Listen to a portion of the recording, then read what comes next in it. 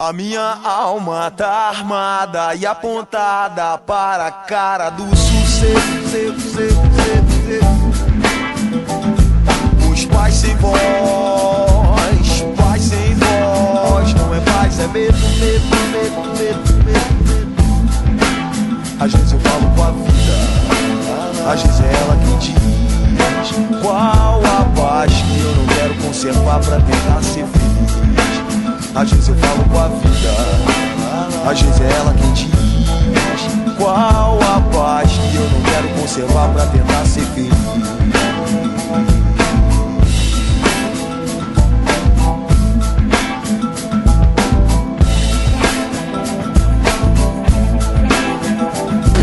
A presença dos colegas que estão vindo sempre e de outros, o professor Galinha, o Ata, então, o Dr. Roberto, que está um pouco afastado do grupo.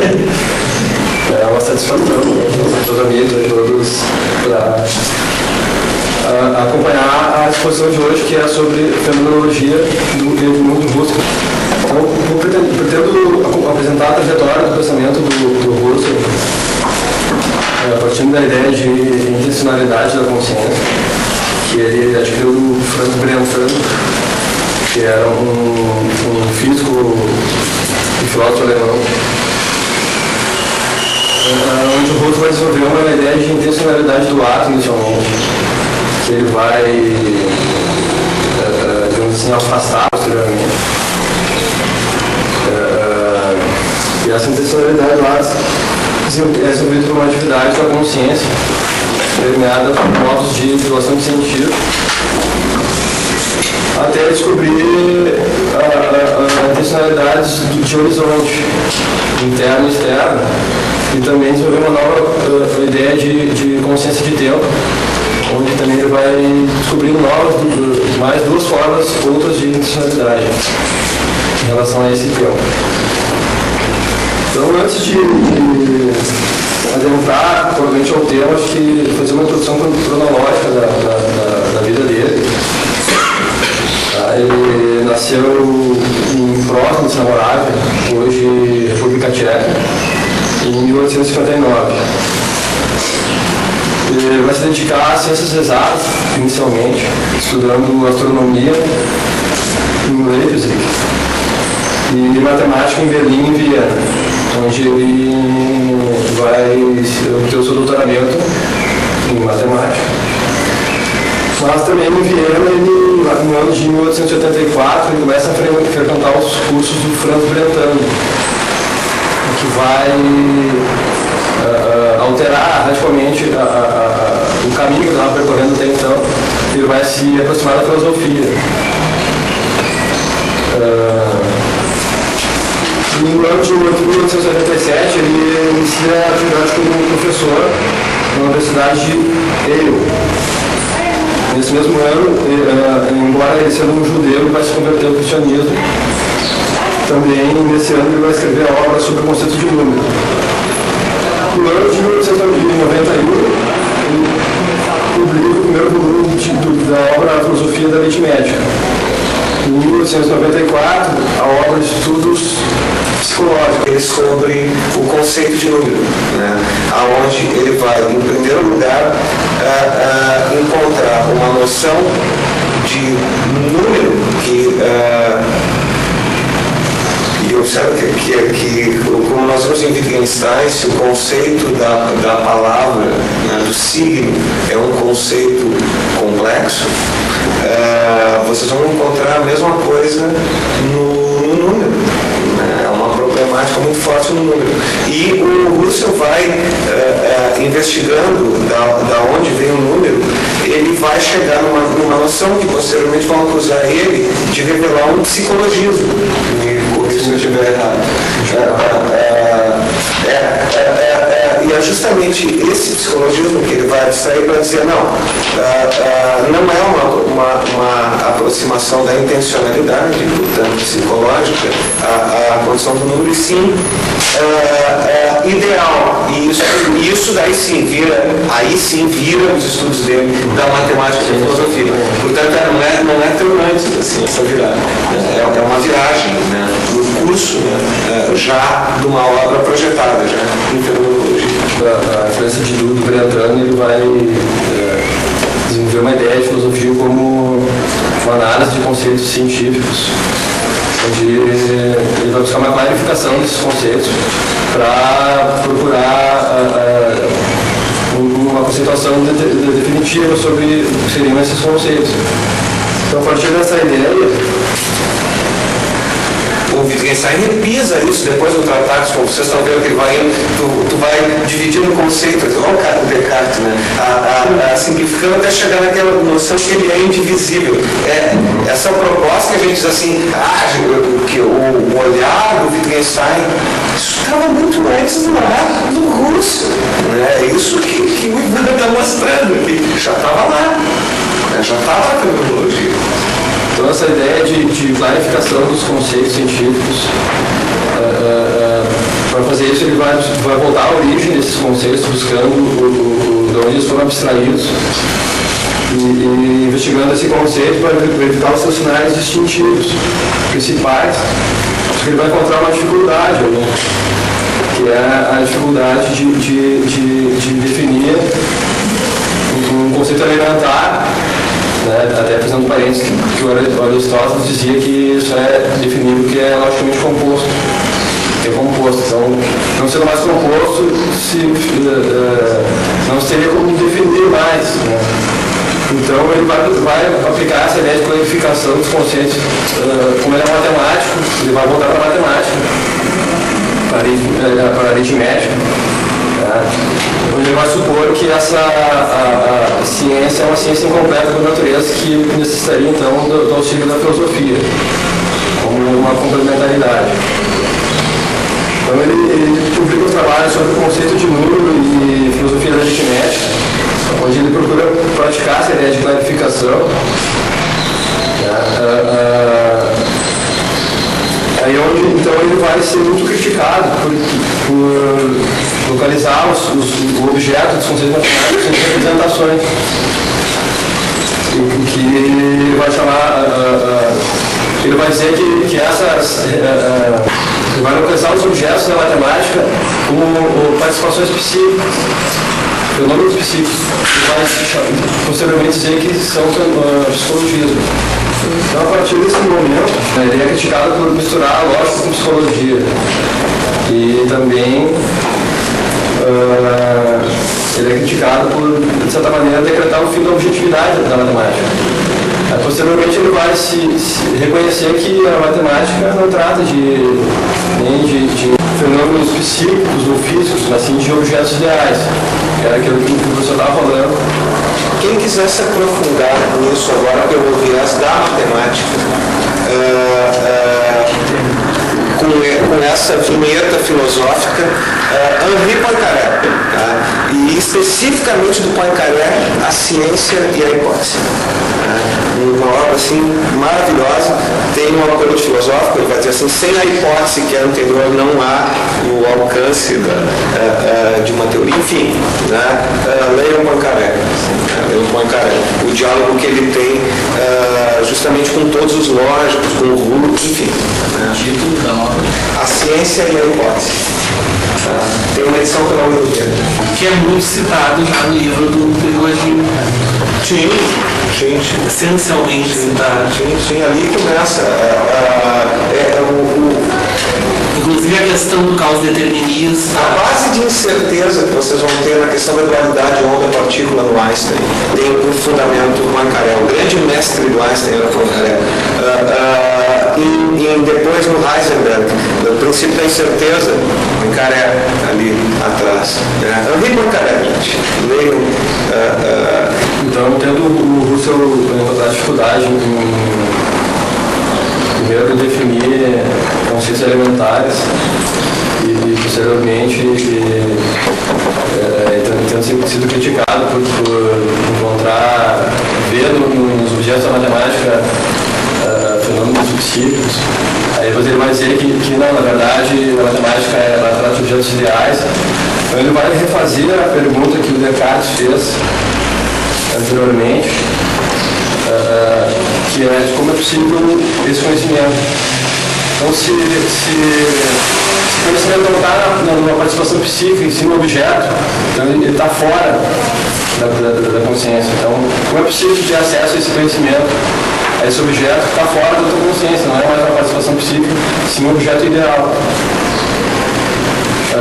Então, retomando até aqui, ele inicialmente busca, nas atividades de análise de conceitos científicos, clarificar esses conceitos para torná-los definitivos.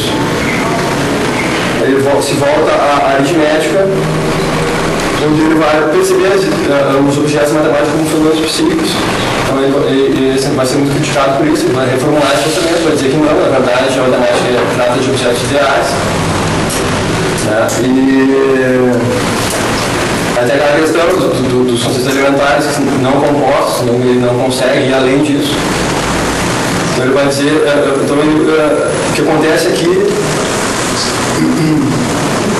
é que outras perguntas ele vai, além daquela de como o conhecimento é possível, ele se isola, de que forma a subjetividade pode ter acesso à transcendência, ou como o sujeito pode se reportar a um mundo de objetos. Então ele começa, aqui praticamente nasce a fenomenologia, a ideia de fenomenologia começa a nascer aqui. Aí ele vai tentar responder através do conceito de intencionalidade, que é uma ideia que ele herda do Franz Brentano, e o lema da intencionalidade ensina que toda consciência é consciência de alguma coisa. Então a percepção é a percepção de algo percebido, o desejo é o desejo de algo desejado e a imaginação é a imaginação de um objeto imaginado. Então isso que em princípio parece uma banalidade, na verdade tem um duplo aspecto. Primeiro de uma crítica à tradição filosófica da filosofia moderna, onde ele reformula a noção de sujeito dessa filosofia moderna. Das duas correntes, isso é importante. Racionalista e empirista, onde o sujeito cartesiano, por exemplo, ele se relacionava diretamente às suas ideias. Então ele estava sempre preso à sua própria interioridade. Ideias que eram imagens de objetos situados no mundo e signos da existência desses objetos. É o código ego. Então é um sujeito que começa a ser fechado, assim, muda suas ideias dentro da sua interioridade. Então eu diria que toda consciência de alguma coisa é afirmar que ele se relaciona diretamente com o mundo. Então é uma contradição. Né? Se ele se relaciona diretamente com o mundo, ele não está preso na sua interioridade. E também essa ideia de que toda consciência é consciência de uma coisa, ela traz também uma descoberta de uma atividade da consciência que era desconhecida para essa tradição da idade moderna, da filosofia moderna, que via a subjetividade ou a consciência como algo inerte ou passivo, que não contribuía para a constituição da nossa experiência de mundo. Tanto no sujeito cartesiano, com suas ideias inatas, tanto no sujeito segundo Locke, que era uma tábua rasa onde o mundo escreveria suas ideias. Então, estou desenvolvendo essa ideia de atividade da consciência como intencionalidade. Ele vai, na obra Estudos Psicológicos, opor a intuição à representação, onde intuir algo era ver uma coisa como nós vemos da janela a árvore ali na rua. E enquanto representar era ver algo, ver uma outra coisa daquilo que a gente está vendo, uma representação. A partir do dado que recebe, tu exprime uma ausência, tu representa, tu percebe algo que não está no objeto. Isso seria a representação, segundo ele, nesse momento. Ele opôs a intuição à representação, como coisas, nesse momento, contrárias. Uma xícara.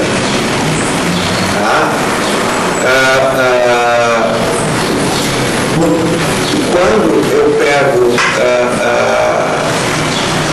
naquela imagem, o que vocês estão vendo é uma mulher de olhos vendados.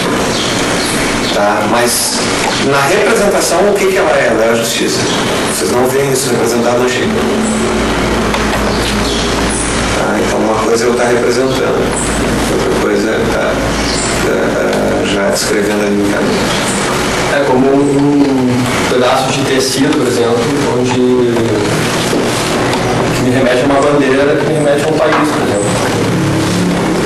Essa ideia de representação. A questão que a gente vai desenvolver com o Baudrillard na pós-modernidade é que toda descrição representa. E aqui está a chave do segredo. Por isso que tu pode botar muito espantalho no discurso.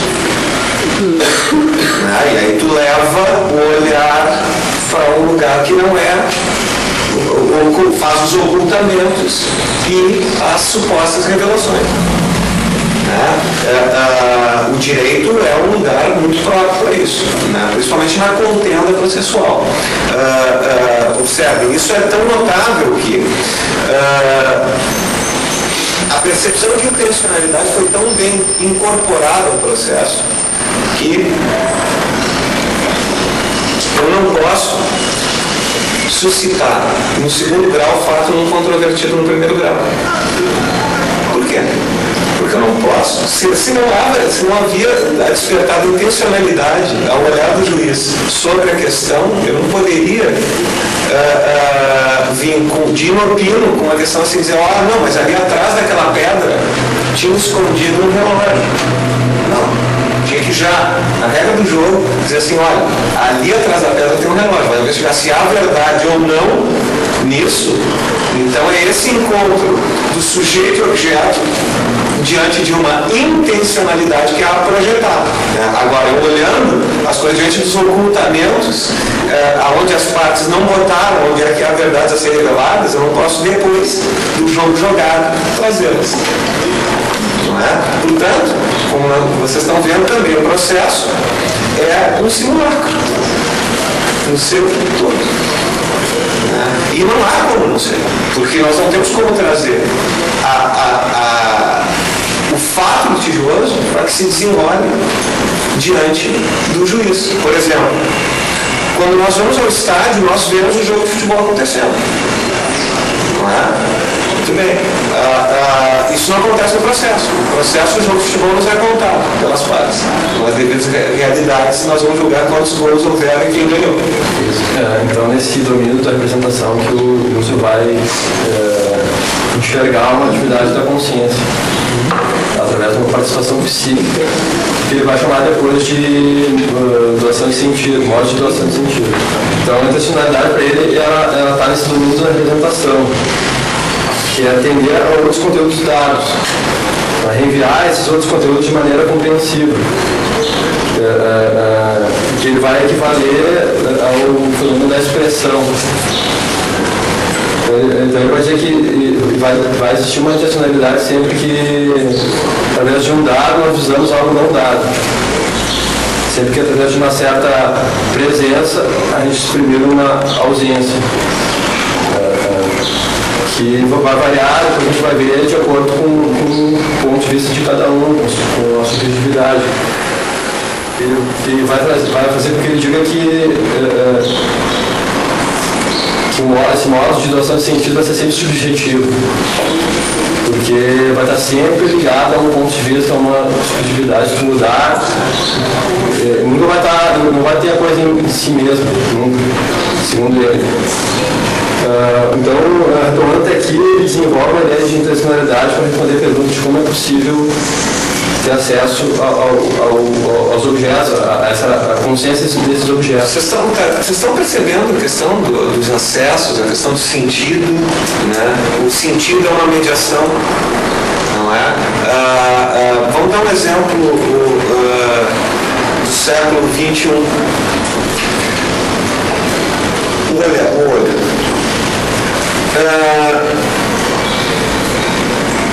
Nós vemos essa cor que nós vamos registrar como um mostarda, uma variação de mostarda, tá? Pode ser? Um acordo semântico aqui, tá? Vamos fazer o que está tabela das cores, não. Tá? Então vamos tomar isso aqui como um estado. Bem, nós vamos ficar olhando isso aqui ao longo das nossas vidas e nós vamos envelhecendo. Bom, a nossa retina chega a um ponto que ela começa a aprender as cores, ela começa a dar uma opacidade. O olho começa a ter uma opacidade. É a catarata. É a catarata. Isso é uma coisa que dá em todo o ser humano. Bem, nós continuamos a ver a mesma coisa. A gente, o cérebro, sintoniza e compensa a cor de modo que nós aprendamos a cor daí de um modo diferente para sabermos que, não obstante a perda visual, se trata daquela cor. O sentido é conhecimento imediato. Então, partindo dessa primeira noção de intencionalidade, você vai desenvolver o primeiro modelo de intencionalidade dele, que é a intencionalidade do ato. Onde tudo aquilo que ele trabalhou como representação, vai dizer agora que é a percepção.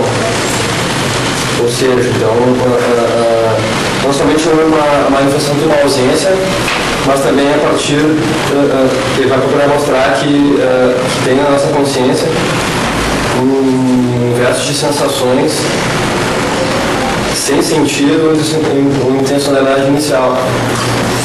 Deixa eu acrescentar depois o ato intencional. Então, não é de graça que a gente trouxe Rússia.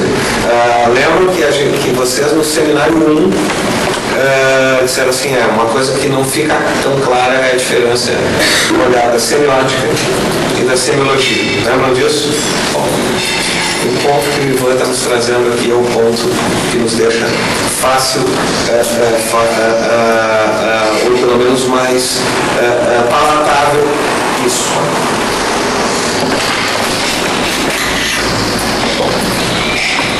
Remontem tudo que o Ivan falou.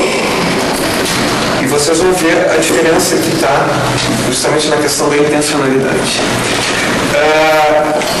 Meus caros, lembra que eu falei assim, a semiótica a gente aplica para onde eu não tenho uma lógica prévia, por exemplo, da linguagem, e portanto eu tenho que ter uma lógica incorporada ao objeto. Tá? Então o objeto vai me explicar a linguagem também do como ser lido. E aí, portanto, eu tenho que me valer da semiótica. Daí ensinou para vocês. Nesse momento, por exemplo, para a análise da prova, a semiótica é melhor. Quando eu tenho uma lógica externa, por exemplo, passível de aplicação nisso, como a matemática, como a linguística, enfim, eu passo a poder operar com mais conforto, com mais capacidades na semiologia. Vamos deixar isso claro. Por exemplo, tentar desenhar aqui. Como eu sou ruim de desenho, eu vou me valer da linguagem junto, tá? Imaginem que isso aqui, então, é um charuto. Tá?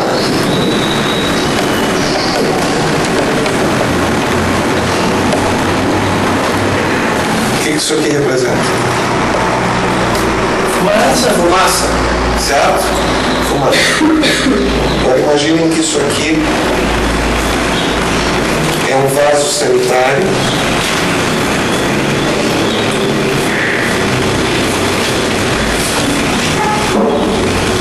O que isso aqui representa? Fumaça. Isso aqui é um vaso sanitário. Isso aqui é um charuto.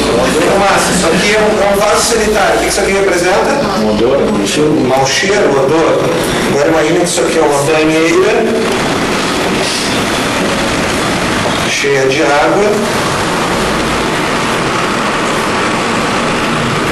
O que isso aqui representa? Vapor. Muito bem. Observem que tudo o que vocês falaram, o juízo de valor se deu sobre o mesmo sinal. E vocês encontraram 3 significados de representação neles, completamente distintos. O que variou no olhar sobre os 3? a intencionalidade. Não digo que vocês reconheceram um objeto que vocês nunca viram, nem um charuto, nem uma patente, nem uma banheira em 2 dimensões. Então, vocês já se aproximaram de anagramas buscando objetos. Esses objetos representariam bases para esclarecer o tema em questão, que era o que é a tal da fumacinha. Então aqui vocês têm 3 sentidos diferentes. Bem, se eu der enquanto dado prévio símbolos como a questão da caveirinha, com a coisa cruzada, a eletricidade, eu já tenho uma leitura prévia disso. Então eu não preciso fazer os dados de representação. E aqui, isso aqui eu vou poder saber por um dado prévio. Isso aqui é pista escorregadia, fumaça, calor, mau cheiro. Semiótica. Semiologia.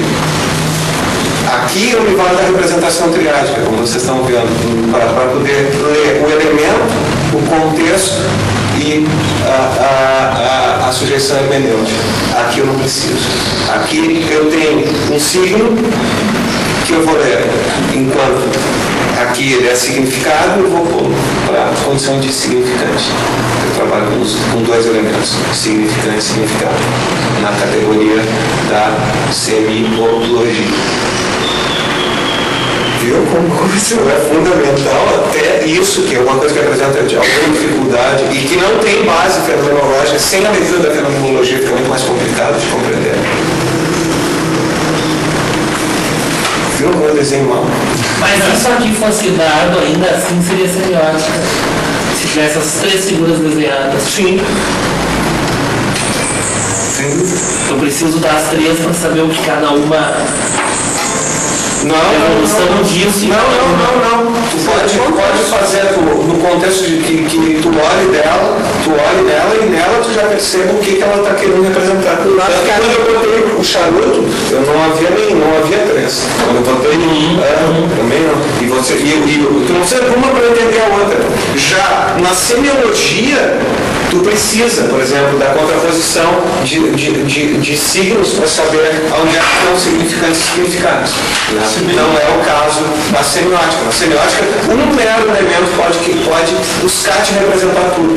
Observe que a publicidade e propaganda é maravilhosa em explorar esses elementos, que são propagandas subliminares, não sei o quê. E aqui puxamos McCormick, uma questão, é um autor da teoria da comunicação, que vai falar justamente dos meios de comunicação, dos canais, os canais quentes e os canais frios. Quanto mais frio o canal, mais hermenêutica ele impõe ao observador, ao intérprete.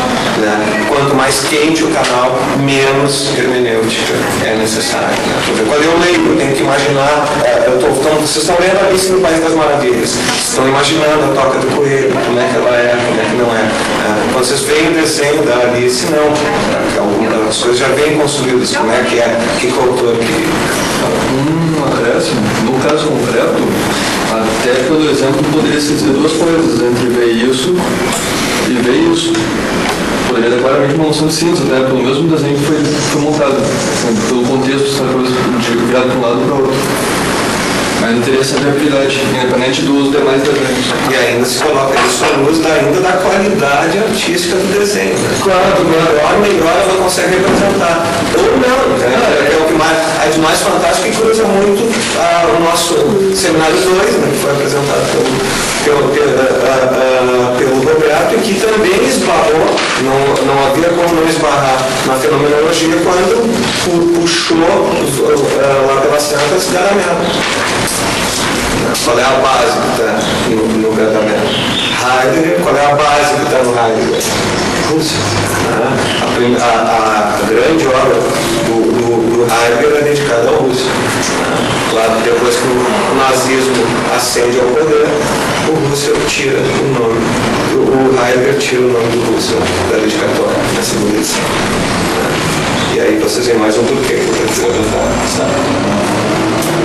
Então, quando o professor é dedicado e reconhece que quando ele está estudando matemática, ele reconhece que a matemática trata de objetos reais, ele vai desenvolver a ideia de intencionalidade,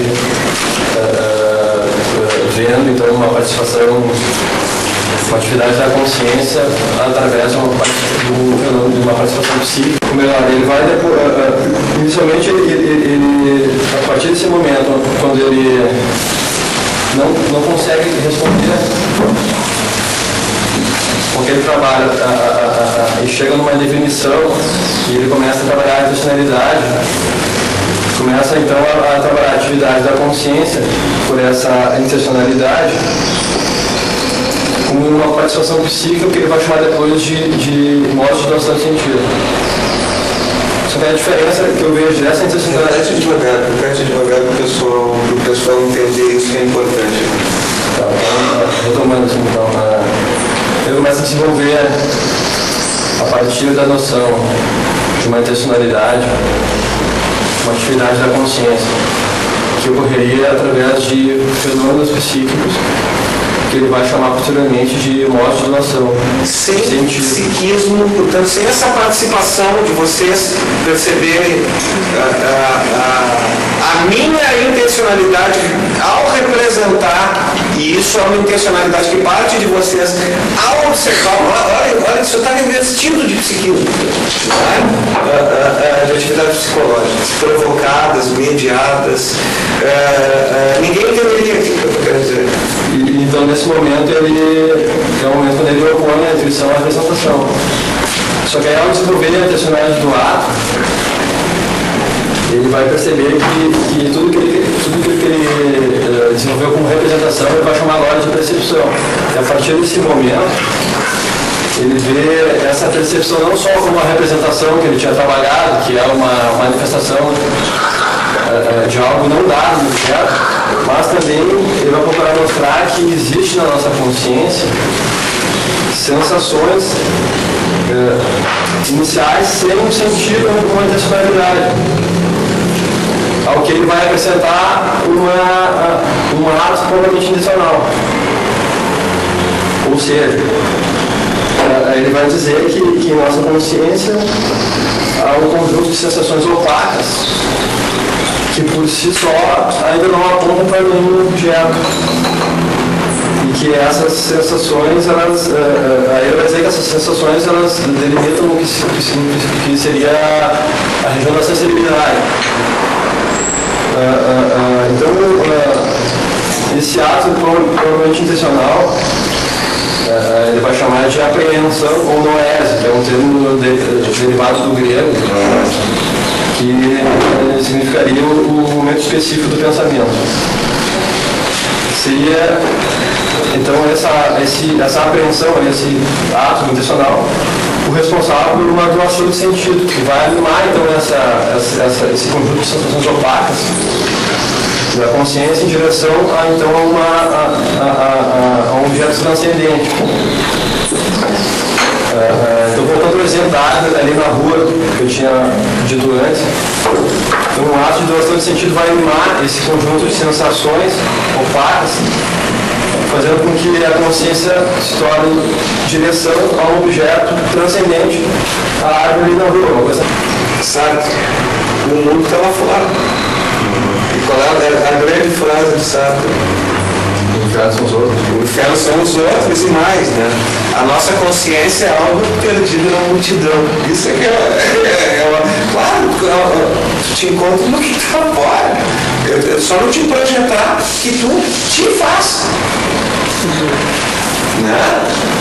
Enquanto Hegel, olha só, o Hegel estava dizendo, enquanto que a tua condição de reconhecimento pelo outro era a tua projeção da tua vontade sobre algo, enquanto posse, apropriação e pertença, olha a chave para o existencialismo do que tua condição está abrindo. Estão vendo a diferença? Né? E mais, o papel não passivo da subjetividade. Fala um pouco disso, dessa questão ativa da subjetividade. Então é a projetar. Não é o do rolo, né, que é aquela consciência bocó que fica buscando se apropriar das coisas, e tampouco é a cartesiana, né? Vai dizer então que o fenômeno não está diante de mim, não dentro de mim. Muito bom. ao passo que as sensações e os atos intencionais estão dentro da consciência. Dentro dessa interioridade da consciência. Só que o fenômeno se dá fora. No estado de início da serenada, que a realidade dessa Chica é que ela está aí e ela não soube. A verdade estava fora. Mas quando a gente diz que a verdade ela tá fora, mas será que essa verdade ela faz sentido sem a minha presença e a minha intencionalidade? Justamente. Não, sem o subjetivo não é um fenômeno, há só o objetivo. O que é o fenômeno? É o encontro dessas, isso já está no Kant, né? Da subjetividade do sujeito e do objeto. Né? Só que o Husserl abre novas potencialidades para esse encontro.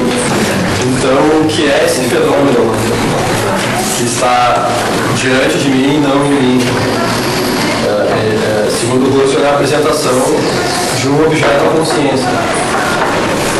E isso vai determinar a consciência como percepção de um objeto X e não de um outro qualquer.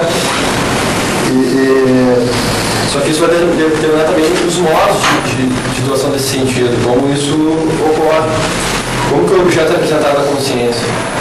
E sobre qual aspecto ele é dado para nós. Então, ele vai ser apresentado sobre um aspecto particular e variável. Por exemplo, que se percebe na linguagem.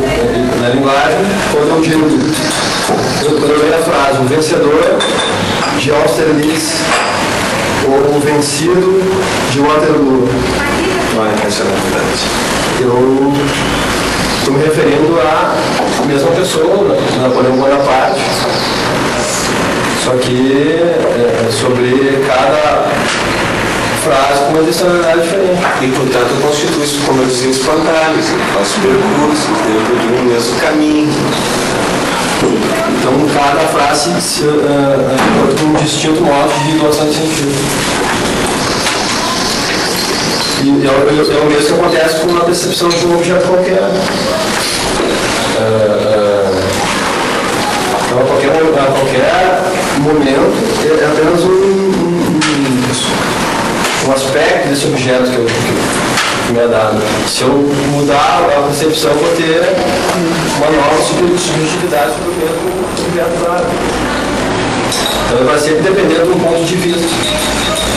Nunca vai estar livre do ponto de vista. O que está sendo colocado aqui em pauta? A questão da relatividade. Deixa eu fazer a ponte agora com a Leila lá. A questão da relatividade entra em pauta aqui. Por exemplo, se todos nós entramos em crise juntos, nenhum de nós notará que está em crise. Eu queria só fazer um ganchinho aqui. Acho uma pena hoje a Simone não estar aqui quando ela dizia que os nossos trabalhos científicos, as dissertações de mestrado, as teses, elas tinham muito do nosso olhar e que era muito difícil fazer a escrita sem a intencionalidade, né? Remonta para essa questão, né? A gente traz ao discurso aquilo que a gente quer ou para refutar ou para apoiar aquilo que a gente está querendo já previamente dizer. O que se pode ter como neutralidade de um discurso científico? Eu dizer, olha, eu estou investigando isso, por aquilo outro. Isso não é neutro, mas isso é o mais neutro que nós podemos chegar. Né? E é por isso que uma decisão se fundamenta sobre razões. E um cálculo também. E um cálculo também se fundamenta sobre razões. Uma razão da linguagem, do discurso, a outra razão matemática. E também é discurso. Então, voltando àquele exemplo da árvore, se eu descer uma árvore dentro da janela, ou ali na rua, ou subindo ou descendo a rua, eu vou estar preso no ponto de vista. Aí, por isso que o Husserl vai dizer que esses modos de doação de sentido são modos subjetivos de doação de sentido. Então, o objeto intencional, ao qual a consciência se reporta, ele leva em conta sempre nenhum objeto nos é dado, independente de uma uma doação de sentido subjetivo. Aí eu não sei se vai fazer uma ponte com o Gadanera aqui, dos preconceitos. Sempre se pode. Então o Augusto vai dizer que se esse objeto não pode estar situado nem aquém ou além desses modos subjetivos de doação, então ele se confunde com a própria totalidade desses fenômenos que trazem a nossa consciência. Aí o que ele vai dizer é que o objeto intencional será então uma unidade sintética desses múltiplos modos de doação ou fenômenos, o que vai levar ele a determinar a existência de um a priori da correlação entre consciência e objeto. Então a certeza de que toda consciência é consciência de um objeto e reciprocamente todo objeto é objeto para uma consciência. O que vai levar ele a perguntar agora, então, além de investigar se o conhecimento é possível ou como a subjetividade pode ter acesso ao mundo de objetos, há de saber como a multiplicidade de fenômenos pode ser a representação para a consciência de um objeto único e idêntico a si mesmo. Então é uma questão justamente de tu trocar o determinismo pela possibilidade. Algo não é algo é uma possibilidade de algo. Até ser algo, ele é uma possibilidade de algo. Então essa intencionalidade, se ela existe porque em função de um trabalho, digamos, secreto, de uma síntese que ocorre internamente, unificando esses múltiplos fenômenos como apresentações de um e o mesmo objeto. Então, a diferença até aqui do russo do Brentano é que o russo ficava repetindo indefinidamente que toda consciência é a consciência de algo. E o Brentano ficava repetindo que toda consciência é consciência de algo. E o russo vai então investigar como que isso ocorre, chegando à conclusão de que isso ocorre através dessas sínteses secretas que tornam possível esse resultado final. Como eu falei antes, ele opôs a intuição à representação, só que, na verdade, essa oposição a gente vai ver que ela é artificial e arbitrária, porque, na verdade, a intuição ela também é um fenômeno da própria representação. Aí tem um exemplo, por exemplo, quando eu vejo um cubo e eu vejo apenas um dos aspectos dele, segundo um ângulo determinado, uma iluminação, eu não tenho o todo, mas eu consigo perceber a existência desse todo, dessas 6 faces desse todo.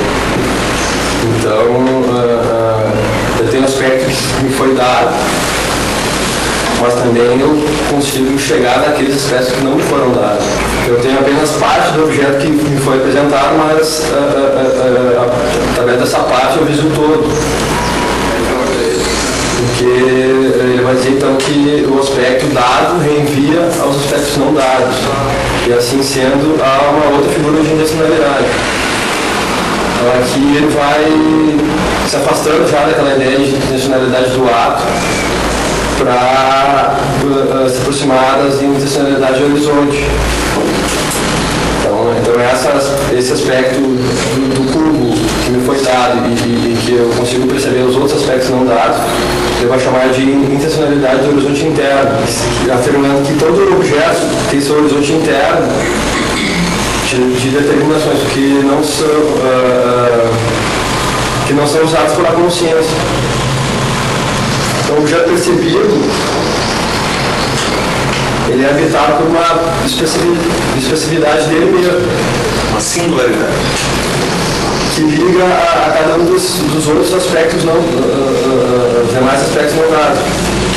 Então, ele vai situar essa intencionalidade do horizonte interno no plano dos fenômenos. Então, ele costura todos os aspectos de cada dado, fazendo com que cada um deles reenvie aos demais.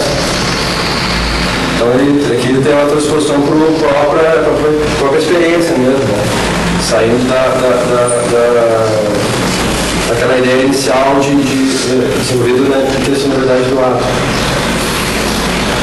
Ele vai dizer que sem essa consciência de horizonte interno do próprio objeto, não seria possível que nós tivéssemos consciência desse próprio objeto.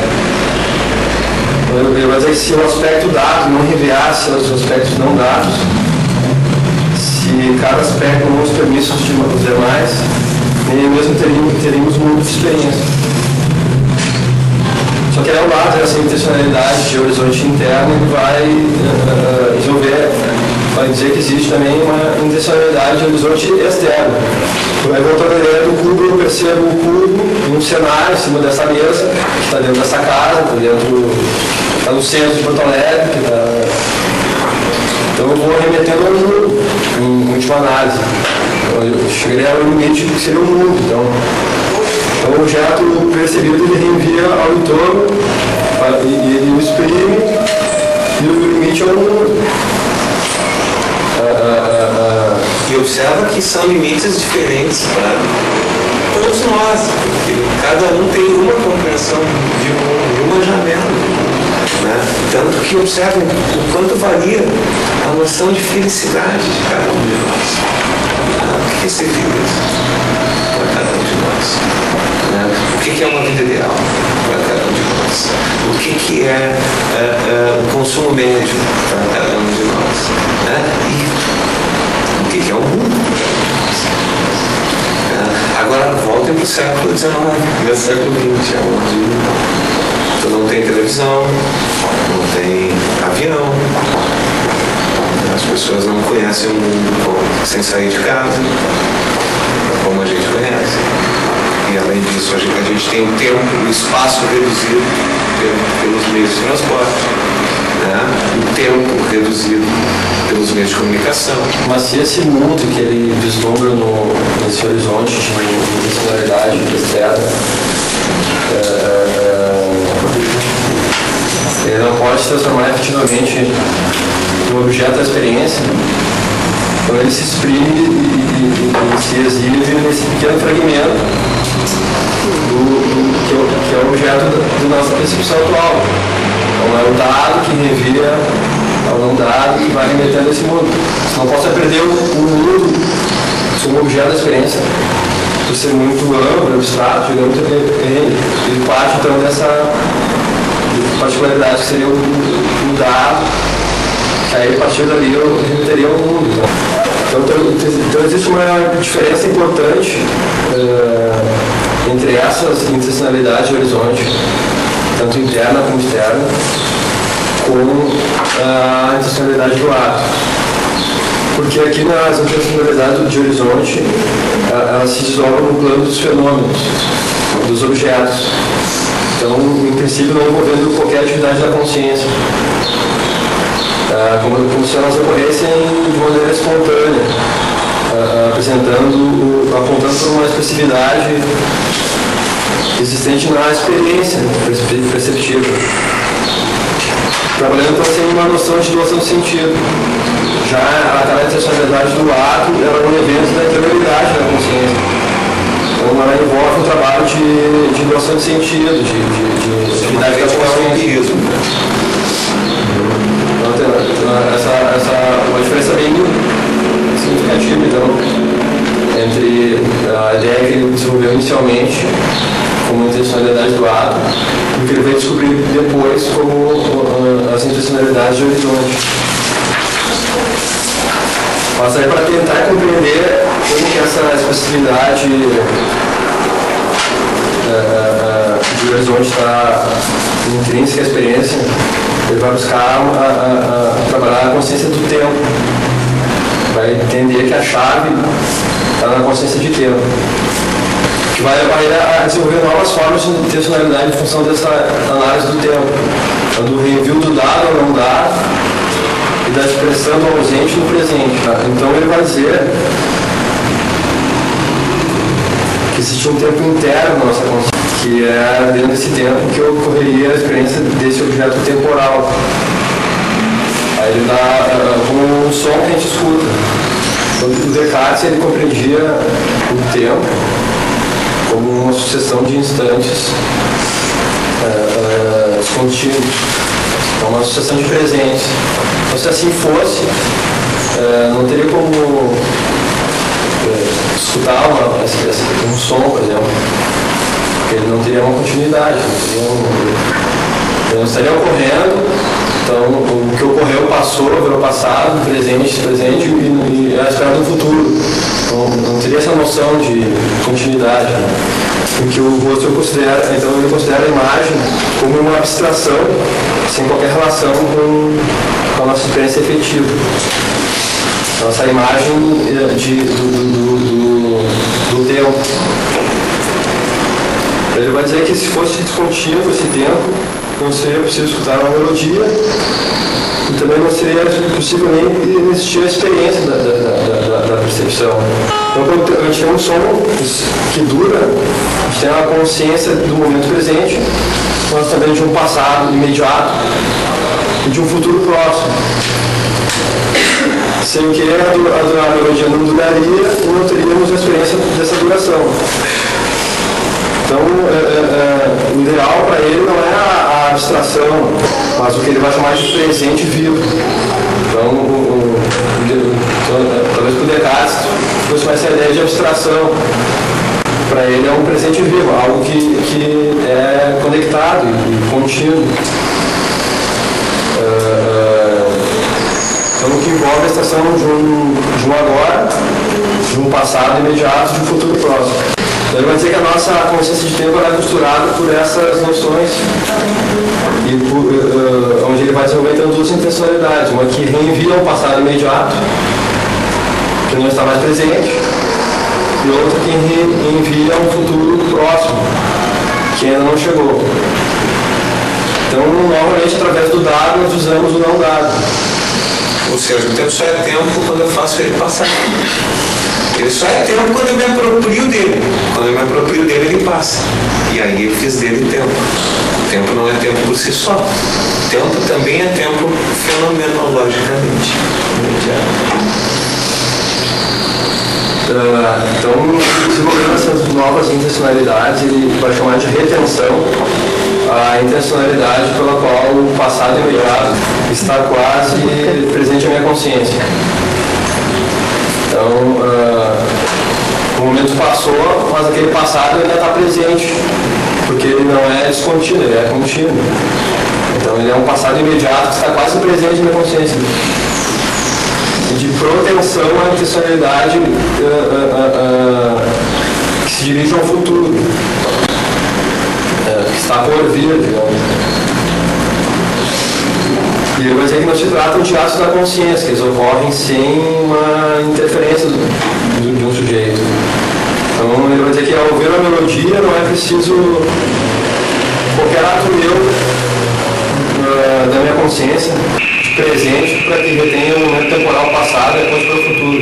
Isso é uma coisa que não depende de mim, é algo que está, digamos assim, não depende da tua percepção, da tua consciência, isso é algo que ocorre, simplesmente. Então, quando uma agora decai no passado, a retenção o faz permanecer, visando por mim, através do novo, de um novo agora que tomou o seu lugar. Então, esse agora está quase presente ali, mas por um outro modo de noção, é um fenômeno antigo. O antigo agora que permanece sentido no novo presente.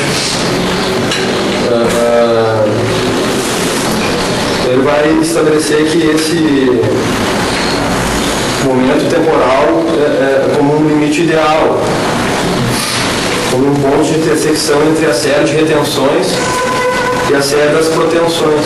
Então não é, na verdade, um dado fenomenológico. Estaria fora dessa percepção da consciência enquanto ato intencional. Essa ideia de temporalidade que ele vai fechar a teoria dele, verificando explicando que a estrutura sentido vai procurar entender a intencionalidade como, para nós, uma estrutura de sentido, como review compreensivo do dado ou não dado. Então, se nossa experiência é tecida por uma expressividade, então se existem as intencionalidades de horizonte, se o aspecto dado exprime o não dado, se cada objeto que percebe expõe um mundo, do qual ele faz parte, então, no limite, é graças a essa nossa consciência de tempo. Então, se eu percebo algo não dado no objeto, essa noção se dá graças a essa consciência de tempo contínua.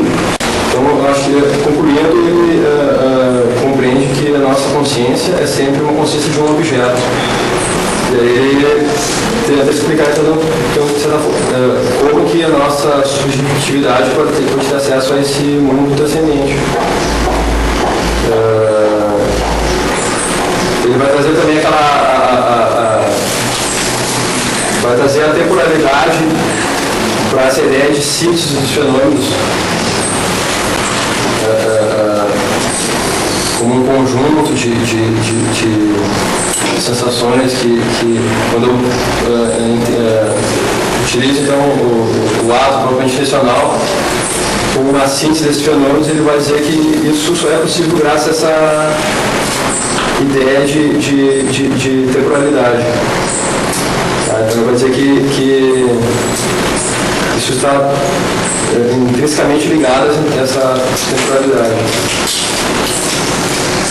Como uma síntese passiva que unificaria os presentes momentos, ou melhor, os diferentes momentos de tempo em um só tempo.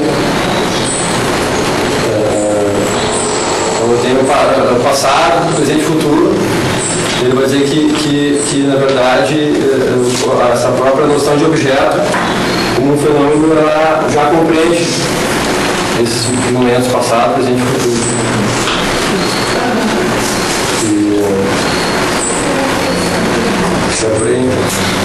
Muito bom. A minha alma tá armada e apontada para a cara do sucesso. Os pais sem voz, paz sem voz, não é paz, é medo. Às vezes eu falo com a vida, às vezes é ela quem diz qual a paz que eu não quero conservar pra tentar ser feliz. Às vezes eu falo com a vida, às vezes é ela quem diz qual a paz que eu não quero conservar pra tentar ser feliz.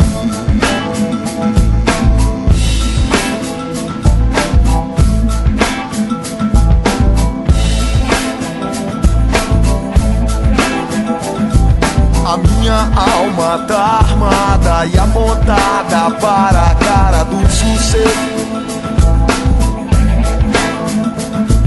Os pais sem voz, não é paz, é medo.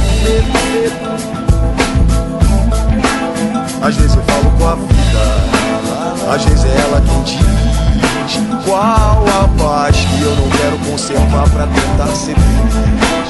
Às vezes eu falo com a vida, às vezes é ela quem diz qual a paz que eu não quero conservar pra tentar ser feliz.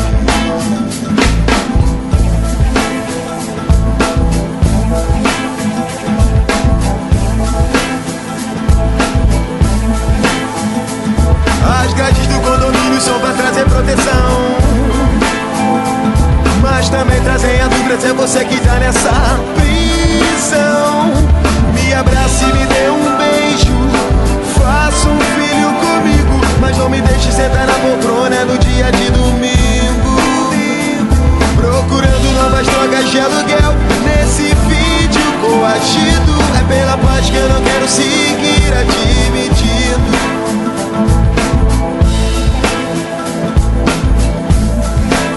Às vezes eu falo com a vida, às vezes é ela